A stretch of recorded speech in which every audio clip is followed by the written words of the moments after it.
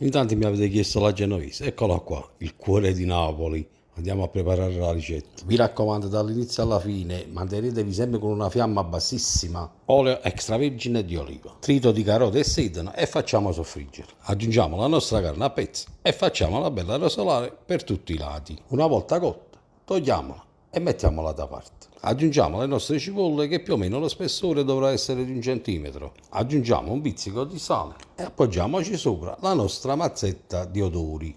Mettiamo il coperchio e facciamo ammorbidire le nostre cipolle girandole di tanto in tanto, tenendo cura di togliere sempre la mazzetta di odori. E se c'è bisogno aggiungiamo pure un poco d'acqua. Inseriamo di nuovo la nostra carne, facciamo una bella mescolata, un bello bicchiere di vino rosso. Rimettiamo la nostra mazzetta di odori e mettiamo di nuovo il coperchio. Facciamo cuocere sempre girando di tanto in tanto per un'altra ora e mezza barra 2 ore, facendo sempre attenzione a togliere la nostra mazzetta di odori e poi rimetterla. Mi raccomando, se il sughetto vi sembra troppo stretto, aggiungiamo sempre un mezzo bicchiere d'acqua. A cottura ultimata togliamo la mazzetta di odore, aggiungiamo un po' di pepe, una bella mescolata e questa è la consistenza che dobbiamo ottenere a fine cottura.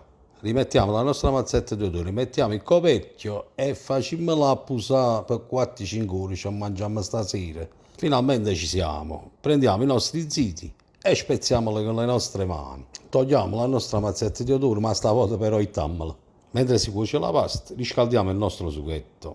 A pasta pronta mettiamo 2 mestoli del nostro sughetto in una saltapasta, accompagnati da un bel mestolo di acqua di cottura. Aggiungiamo i nostri ziti e mescoliamo e saltiamo e facciamo amalgamare bene il nostro sughetto. Impiattate e aggiungiamo la nostra cremina di cipolla, vi raccomando, mettete una bella abbondante.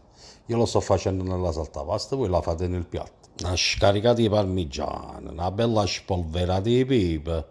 Signori miei, è vero che te magna. Lasciate che vi dico una cosa, ci sono persone che per fare questi piatti si fanno chiamare chef. Io non sono chef, sono semplicemente una persona che ama cucinare e lo fa con tanto amore e tanta passione. Detto questo, buon appetito a tutti.